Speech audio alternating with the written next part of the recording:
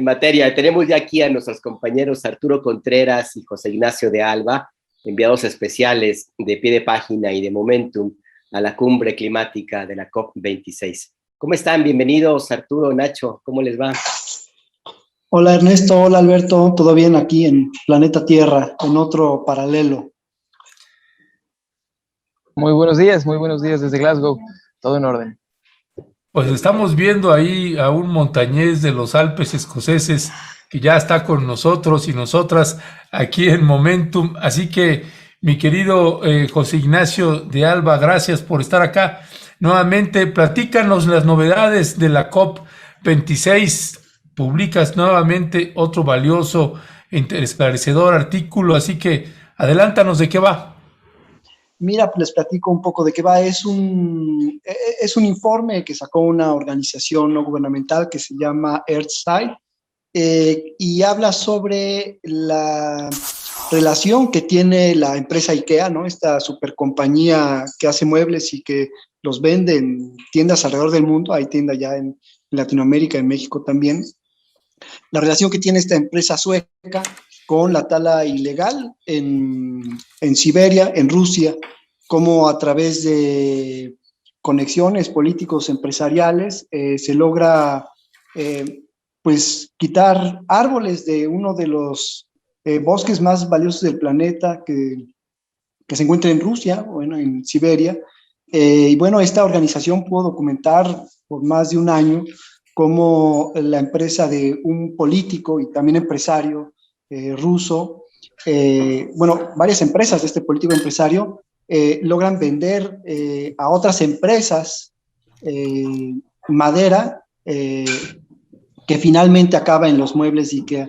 Y bueno, no es el primer señalamiento que tiene IKEA sobre la talla ilegal. Hay que recordar que el año pasado esta organización no gubernamental señaló que IKEA era uno de los mayores compradores de madera ilegal en los Montes Cárpatos en Ucrania. Entonces, una de las cosas paradójicas de todo este relato que les hago es que IKEA es uno de los patrocinadores de la COP, ¿no? IKEA se encargó de amueblar, de poner las sillas, de poner las mesas para la cumbre climática, ¿no? Entonces, bueno, este informe sale en medio de la COP26, son estos eventos que también les hemos dado seguimiento y que vale la pena pues echar reflectores, ¿no?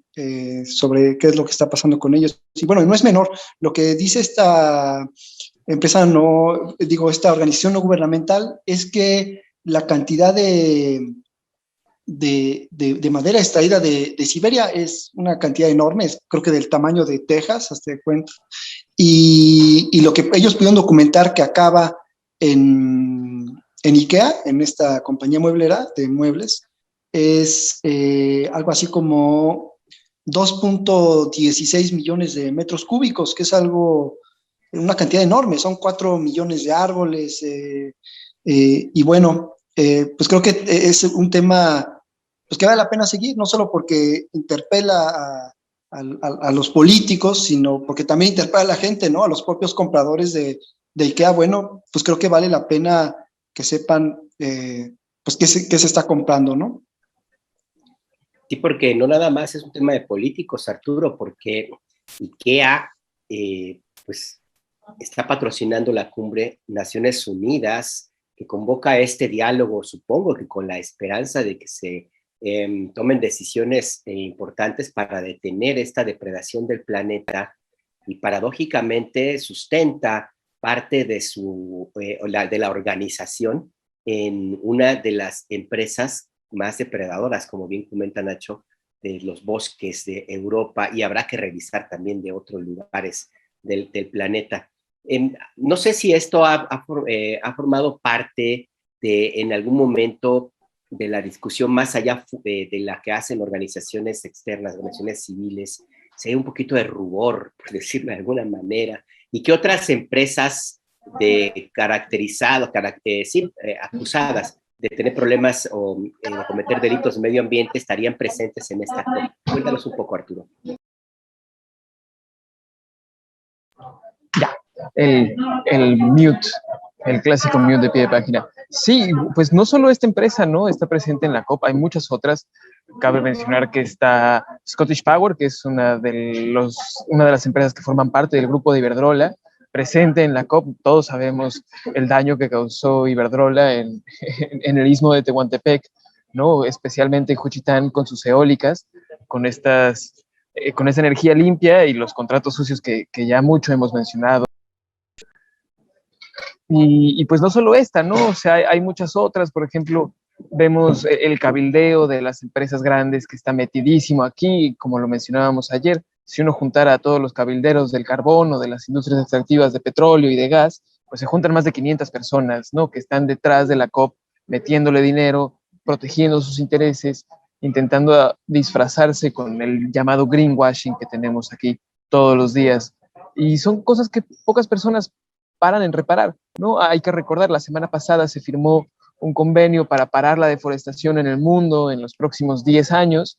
Entonces, uno dice, bueno, si queremos parar la deforestación en el mundo, ¿por qué entonces están trayendo a estas empresas? Como si no supieran, como si los escándalos de IKEA no fueran ya suficientemente sabidos en el mundo para ponerle un alto, ¿no? Para parar este tipo uno quisiera pensar incongruencias, pero pues más bien pareciera un mensaje cruzado, un mensaje velado en el cual, pues, solo como dijéramos en México, es para taparle el ojo al macho.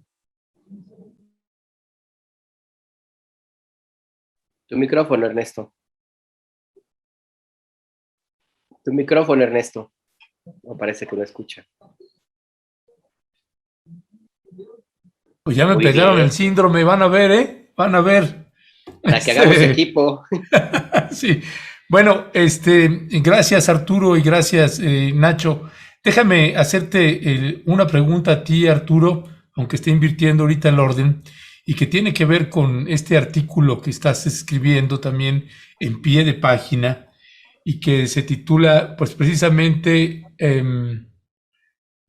que se está titulando Los vehículos a gasolina tienen los días contados en 20 años. Se ha hablado mucho al respecto y no es una soberbia, que de verdad se lo decimos desde ese lado, no es una presunción, pero acá en Momentum le hemos dado mucha cobertura al tema del litio. Hemos hecho varios programas especiales también con la colaboración de la doctora Violeta Núñez Rodríguez. Y se ha hablado mucho sobre esta conversión que tendrán los vehículos de gasolina que tienen pues los días contados. Que se hable en la COP26 sobre el tema y que se hable ya de 20 años, pues en realidad ya es a la vuelta de la esquina. Así que pues platícanos Arturo, de qué es lo que se abordó, cuál es el ángulo que están tocando y si de verdad son 20 años, ¿cuál es tu valoración ahí, Arturo Contreras? 20 años en los mercados que no son importantes, en los mercados que no son primordiales, 15 años en los mercados grandes, eso es lo que dice el acuerdo, un acuerdo suscrito por México y por grandes empresas automovilísticas como Ford, como General Motors, y en la cual faltan otros grandes de las automovilísticas como por ejemplo Volkswagen o Toyota, que controlan una gran parte del mercado. Como lo mencionas, pareciera que el tema de movilidad, que ayer fue el día de la movilidad aquí en la COP, solo se está centrando en los autos, en los automóviles. Mueven a la menor cantidad de personas en todas las ciudades y no se incluye la afectación que implica el fabricar estos árboles. Eso nunca nadie lo mencionó. Entonces, uno de los principales motivos que ponían era los autos a gasolina son culpables cerca del 20% de la emisión de gases contaminantes en el mundo. Entonces hay que terminarlos y hay que cambiarlos. Entonces, qué mejor que meter a los autos eléctricos o a los autos con pilas de hidrógeno, ¿no? Ahorita en las imágenes veíamos una ambulancia. Esta ambulancia no es completamente eléctrica, es eléctrica, pero necesita una pila a la cual se le tiene que estar inyectando hidrógeno como combustible y es a partir de ahí que funciona. Así hay estas opciones de movilidad. Pareciera una apuesta muy arriesgada, muy ambiciosa, pero en una dirección que no sabemos si va a ser la correcta. Hoy por la mañana, la presidencia de la COP hizo un anuncio en el cual Alok Sharma, el presidente de la COP, instaba a todos los países a apresurar las negociaciones para adelantar los resultados y que se tenga lo más favorable que se pueda, porque a como vamos, parece que no se van a completar las metas que se tenían establecidas para esta COP. Pero uno de los puntos iniciales o uno de los puntos incidentes en esta conferencia, en este mensaje que dio, fue que le dio la palabra a muchas organizaciones gubernamentales. Ayer me preguntaban del tema de los indígenas, aquí ya entró una representación indígena a comentar varias cosas que si quieren en un momento más les comento, y entre los comentarios también estuvo la representación de las uniones de manufactureros, de las uniones de trabajadores del mundo, de las uniones de sindicatos, si es que esto no es una redundancia. Y lo que decían es, ok, sí, estamos de acuerdo con el cambio de los vehículos eléctricos por encima de los vehículos de combustión, pero esto podría ser catastrófico para miles de economías en el mundo en la que todavía hay muchísimos trabajadores que dependen de la manufactura de automóviles. Entonces, pues parece una meta, digamos, promisoria de alguna manera, que esconde ciertos matices muy oscuros porque pues se siguen protegiendo los intereses de unos cuantos, de los que manufacturan automóviles, que son de las grandes empresas y de los grandes capitales en el mundo, y no se le da batuta o no se le da palabra a otras maneras de movilidad, como digamos los autobuses, las bicicletas, ¿no? Y no se están generando propuestas en ese sentido desde aquí. Entonces, yo creo que como decía, parece un anuncio muy, muy bueno, que podría traer buenos resultados, pero que esconde muchas cosas debajo, esconde muchos intereses y que deja fuera otras discusiones. A mí me llama la atención, Nacho, que México haya firmado este compromiso. No sé si lo hizo por una cuestión meramente diplomática. Y lo digo porque pues, la apuesta del presidente López Obrador es justamente a la utilización, el uso intensivo del petróleo para transformarlo en gasolina y sostener la movilidad de automóviles en México. Entonces va como en sentido contrario a lo que en la COP26 se está planteando como una meta a próximos 20 años. Si tomamos en cuenta que México tiene un parque vehicular importante y que está transformando varias refinerías justamente para sostenerlo, la transformación que pudiera haber, si es que se tiene el deseo de cumplirla, se ve muy, muy lejana. ¿Se dijo algo por ahí? ¿Tuvieron ustedes oportunidad de escuchar algún señalamiento en ese sentido? Entiendo que estuvo María Luisa Albores ayer. No sé si este tema incluso incluyó dentro de su participación, Nacho. No, a ver si Arturo lo puede ampliar más, pero yo lo que entiendo es que México está en ese sentido actuando un poco atrás o muy coordinado a los intereses de Estados Unidos, ¿no? O sea, finalmente México, la industria de automotriz depende, digamos, de marcas americanas que se producen en México. Entonces, según yo, más bien tiene que ver con una alineación con nuestro vecino del norte, pero no sé si Arturo nos pudiera ampliar más la información. Sí, como lo menciona Nacho, o sea, Estados Unidos firmó el acuerdo, es parte de este acuerdo junto con Canadá, ¿no? Varios países que también se dedican a la manufactura de autos en Latinoamérica también firmaron, ¿no? Chile, por ejemplo, Paraguay, Argentina al principio había dicho que iba a firmar, pero después no acabó firmando. Y un poco en tanto a esto, en qué sentido viene respecto a la política mexicana de energía, pues lo que he logrado entender después de hablar con un par de personas es que si bien estos acuerdos son mundiales y se firman a nombre del país, no tienen nada que los vincule. Entonces, México puede decir, sí, nos comprometemos a cambiar nuestros autos de combustión interna a autos eléctricos o de hidrógeno, pero no hay algún mecanismo para rendir cuentas o para decir, no lo hiciste, entonces pasa esto. Entonces podría quedarse como una firma de buena voluntad más.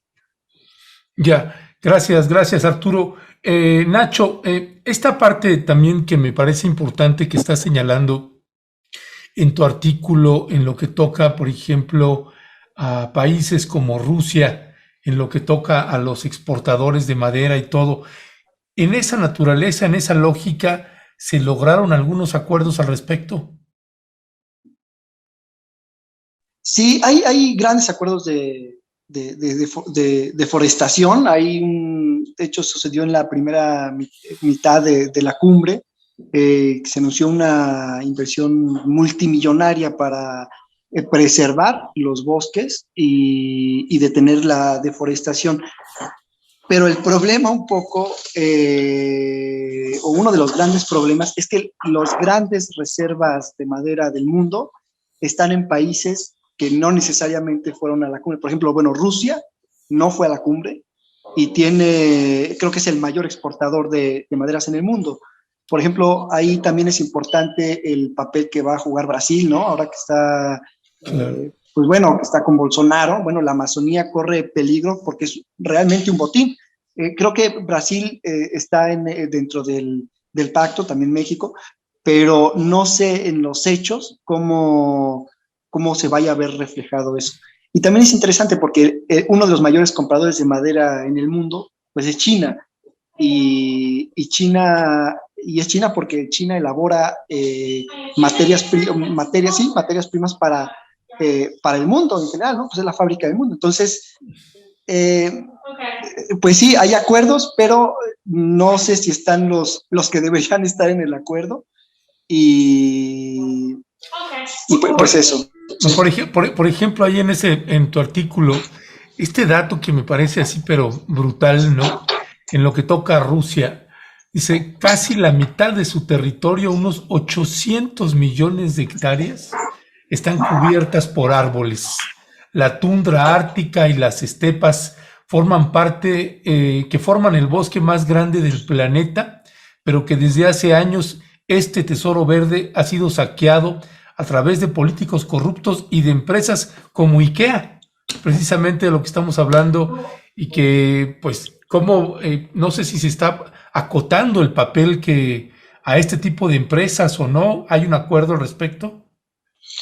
Pues no, o sea, sobre empresas, por lo que entiendo, no está tan vinculado, más bien tiene que ver con acuerdos nacionales, pero creo que sí hay una supervisión, o sea, cada vez más activa por parte de organizaciones no gubernamentales y de muchos países, por ejemplo, Canadá, a pesar de que es un gran exportador de madera, creo que hay cierta vigilancia respecto a los recursos madereros. En teoría, Rusia también, pero el problema, como siempre, la corrupción lo corroe todo, ¿no? Entonces, lo que pasa, por ejemplo, con IKEA en Rusia, es que las empresas que derrumban árboles lo hacen con el pretexto de que son árboles enfermos o árboles muertos. Entonces, bajo ese pretexto, tiran árboles en zonas que están protegidas, ¿no? Y como hay nexos políticos, empresariales, pues no hay nadie que en realidad regule que se esté cuidando pues los recursos que hay en Siberia o en otras partes del mundo, ¿no? Bueno, en Europa del Este en general.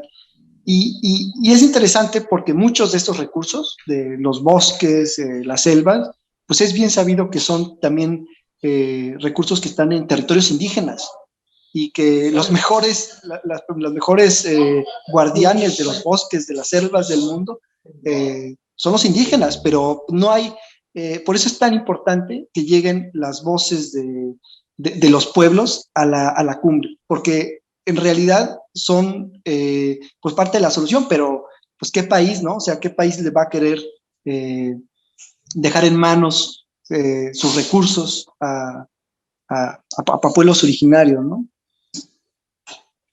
Pues sí, es parte de lo que se ve allí. Para ir cerrando esa conversación, que les agradecemos, Arturo, rapidísimo, ¿qué es lo que sigue en adelante? ¿Cuánto le queda a la COP? Entiendo que está en las últimas horas prácticamente. ¿Qué es lo que sigue? Si se podrá saber cuáles serán los acuerdos finales y en qué momento. Pues estamos en los iniciales de negociación. Se supone que mañana debería de terminar todo, que mañana debería haber un documento en el cual se expresen los acuerdos que se alcanzaron. Sin embargo, esto no ha pasado así a lo largo de la historia de todas las COPs. Normalmente las discusiones se prolongan hasta el sábado o incluso hasta el domingo. Hoy por la mañana, como mencionaba, Alok Sharma, el presidente de la COP26, salió a dar un mensaje en el cual decía: no estamos haciendo lo suficientes, los acuerdos que estamos teniendo no están llegando, no estamos llegando a la meta de conservar el 1.5 grados centígrados de calentamiento de la Tierra como se tenía propuesto, y por el contrario, ¿no? Las metas están ahorita llegando al 2.4. Brevemente, hay varios puntos rojos que podrían incluso revertir los acuerdos de París, como por ejemplo, hay una cosa en el Acuerdo de París, viene articulado, y en el artículo 6 hay una cuestión sobre la transición energética y la implementación de nuevas tecnologías, en las cuales se promueven los campos solares, los campos eólicos, y estos están entrando en conflicto con los derechos de los pueblos indígenas y con los derechos de las comunidades, porque pareciera que se las van a pasar por alto. Lo que hemos escuchado muchísimas veces en México, que no hay una consulta adecuada, que no hay una concesión, que los pueblos indígenas no tienen voz sobre lo que se instala en sus territorios. Eso podría pasar por encima. También uno de los grandes acuerdos de la COP fue la descarbonización de varias economías. Esta descarbonización, por ejemplo, no incluye temas como el gas o el petróleo. Entonces vamos a dejar de usar carbón de aquí al 2030, pero el gas y el petróleo van a seguir ahí. Y un dato importantísimo, con la capacidad instalada que se tiene actualmente de extracción de petróleo y gas, es suficiente para aumentar las emisiones de carbono por niveles estratosféricos, ¿no? Otro de los puntos importantes que tampoco se ha acabado de atender, por ejemplo, es el NDC, el National, olvidé el nombre de momento, digamos, las contribuciones de gases que hace cada país. National Determined Contributions se llaman en inglés, las contribuciones determinadas por nación, que es yo, país, digo que voy a emitir tantos gases de efecto invernadero o tantos no. Estas siguen siendo muy bajas. Esto sigue dando un lugar a que se sigan explotando y que se siga calentando el planeta. Entonces el llamado desde la presidencia de la COP es ese, ¿no? A decir, necesitamos apretar las tuercas, pero es muy probable que esto no pase. Digamos que igual desde la presidencia de la COP, el mensaje es: necesitamos acelerar, queremos cerrar el viernes, no nos queremos ir a más días de negociación, y ahorita están en eso. Justamente en este momento el presidente de la COP está dando otra conferencia. Hoy por la mañana decía, pues como no estamos teniendo los resultados, voy a mandar a mis delegados a cada una de las salas de negociación privadas en donde están los países, para que vayan apretando las tuercas. Van a regresar conmigo a la 1 de la tarde, esto fue hace 2 horas aquí en Glasgow, y hoy de nuevo están dando una conferencia. Se están mandando borradores nuevos de estos acuerdos cada hora casi. Hay nuevos acuerdos que se están implementando y está cambiando mucho. El panorama, digamos que es incierto, pero todo apunta a que haya un fracaso rotundo en cuanto a las metas que se tenían establecidas. Ya, pues Arturo Contreras y José Ignacio de Alba, enviados especiales de pie de página como corresponsales allá en la COP26, allá en Glasgow, les queremos agradecer que nos hayan tomado la llamada, y pues seguimos al habla también, así que mañana nuevamente nos enlazamos con ustedes. Les mandamos un fuerte y fraterno abrazo a estos queridos enviados especiales de Momentum, acá desde Rompeviento TV y pie de página. Gracias, de verdad, un fuerte abrazo y estamos en comunicación. Un abrazo, saludos al auditorio. Gracias. Hasta luego, gracias. Gracias.